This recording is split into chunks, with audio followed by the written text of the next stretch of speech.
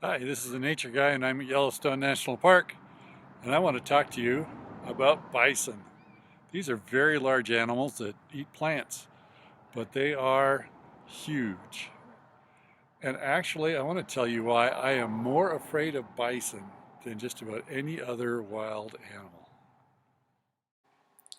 So what can be so bad about a fuzzy brown cow? They seem to sit around a lot, chewing their cud or finding a drink of water. Sometimes they take a bath in a wallow with some dust. The little ones find something to eat from mama, and the teenagers try out their new horns. Well, part of the problem is their size. Bulls can weigh up to 1 ton. That's a lot of buffalo. These guys like to move a lot, and when they're running, they can be moving at 35 miles an hour. The problem is, they think the road is theirs, and so you've got to be careful when you're driving where there are bison, because they seem to have the right of way. Whoa, that guy's close. So my story about how I learned to be cautious about bison occurred in the Hayden Valley.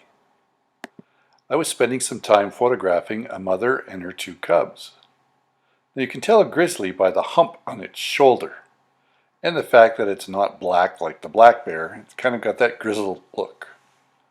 Mama was teaching them how to find food, digging up pocket gophers, eating the gophers, and the food that the gophers had stored for the long winter. Kind of a cool trick, and unique to the grizzlies in Yellowstone. But while they were feeding, they suddenly seemed to get agitated, and they watched from behind over the hill, and I knew something was coming based on their behavior. And sure enough, out came a bison, and Mama Bear got really upset and scattered. Mama and the cubs ran. That's when I knew I needed to be cautious about bison. If the grizzlies were afraid, I ought to be afraid too. So here's the lesson from the bison. The devil likes to disguise the awfulness of sin so that we don't realize the danger. Let's be careful and not be tricked into complacency.